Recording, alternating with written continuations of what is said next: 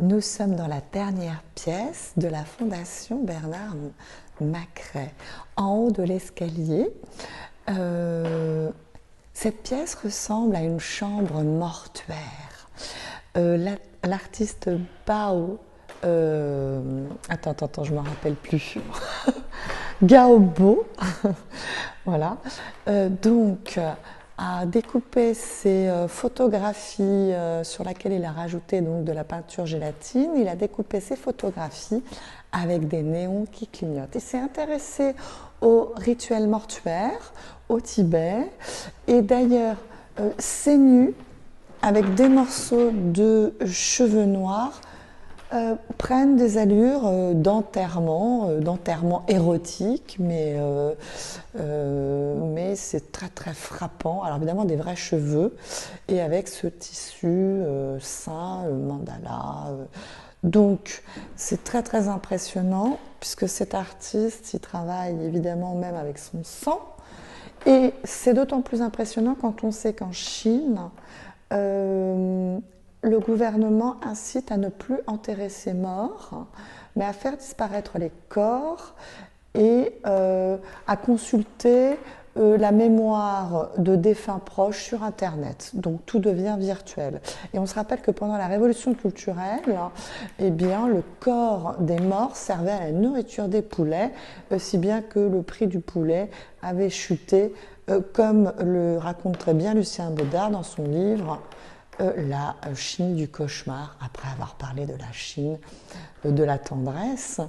Donc c'est très impressionnant. Pour moi, c'est vraiment l'artiste le plus fort de l'endroit.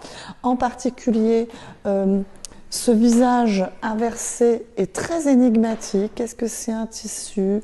Les symboles, ce sont des fleurs, ce sont des coquillages, on ne sait pas trop.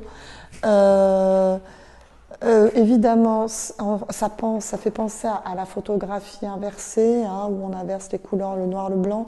Donc il travaille vraiment sur la trace, c'est brillant, évidemment c'est poignant puisque les regards sont pas à l'agonie, et puis on empêche les personnages presque de parler puisqu'on leur cache la bouche. Donc c'est vraiment la photographie met l'accent sur un regard qui est très très en souffrance, on peut le dire. Et c'est un artiste qui a longtemps vécu au Tibet, plusieurs années. Donc on peut imaginer dans des conditions assez spartiates et méditatives. Voilà, de toute manière, tous les artistes ici vont assez loin dans la provocation. Il y a bien sûr la dénonciation facile du consumérisme chinois. Évidemment, on est dans un hôtel qui est dans son jus, très ancien, avec des belles tapisseries, un escalier légèrement tournant, un lustre, et puis également, si tu peux me suivre, tu penses que tu peux me suivre, il y a un très bel espace central d'exposition qui se trouve là. Bon, alors évidemment, là, on voit quelques provocations de photographes, hein. Petite rectification, la Chine de la douceur évoque l'ouverture de la Chine en 1957 qui s'achève non pas sur la révolution culturelle et ses 5 millions de morts, mais la Chine du cauchemar, le grand bond en avant de 1958 à 63 qui aurait fait de 30 à 50 millions de morts. Monsieur le consul, toujours de Lucien Baudard, raconte son enfance et son adolescence puisque son père a été longtemps ambassadeur en Chine.